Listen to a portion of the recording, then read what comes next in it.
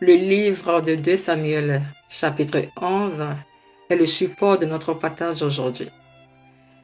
Mes frères et mes sœurs de mon entier, je vous salue dans le nom tout-puissant de notre Seigneur Jésus. Que la paix de notre Seigneur soit dans notre maison. Je suis la sœur Esther Catherine et aujourd'hui nous allons parler de notre Jérusalem, notre lieu de confort. Jérusalem est un endroit de confort, ou alors un lieu plutôt de sécurité, de réussite et de repos. Le symbole de l'accomplissement. Nous dirons donc du beau temps après la pluie. Quand les problèmes qui nous tracassaient prennent fin ou sont résolus, alors nous rentrons dans notre Jérusalem. La stabilité d'un bon travail, un bon foyer, une bonne santé, l'équilibre familial, etc., etc. Mais soyons très vigilants, car très souvent Jérusalem peut nous causer de sérieux problèmes d'ordre spirituel et nous éloigner de la présence de notre Dieu. Le prix à payer de cet éloignement est lourd. Le roi David est le mieux placé pour nous faire comprendre le danger de se complaire en restant à Jérusalem, qui, comme je l'ai dit, représente notre zone de confort, tant physique que spirituel. Allons ensemble lire à ce propos le verset 1 à 4 de 2 Samuel chapitre 11.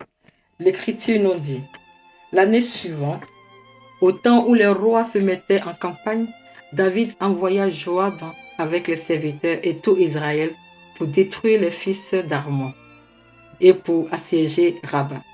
Mais David resta à Jérusalem. Un soir, David se leva de sa couche et comme il se promenait sur le toit de la maison royale, il aperçut là une femme qui se baignait et qui était très belle de figure.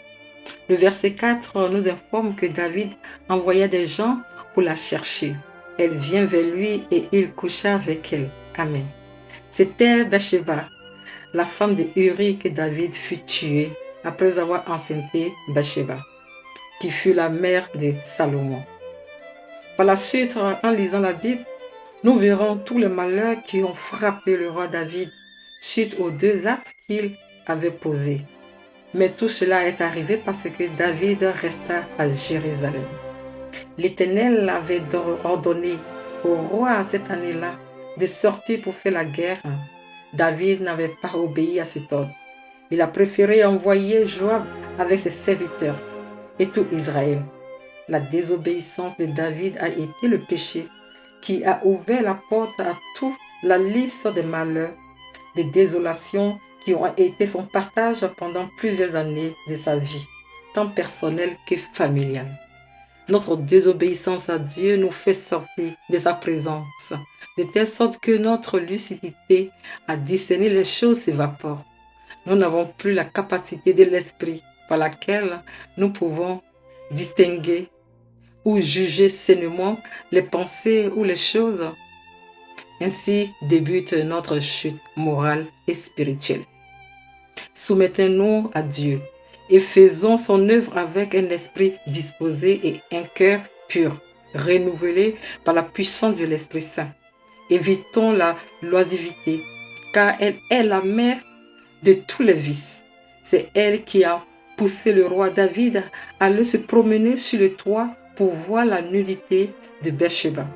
Et nous aussi, elle nous entraîne à notre époque à regarder et à écouter des choses de ce monde qui nous polluent l'esprit.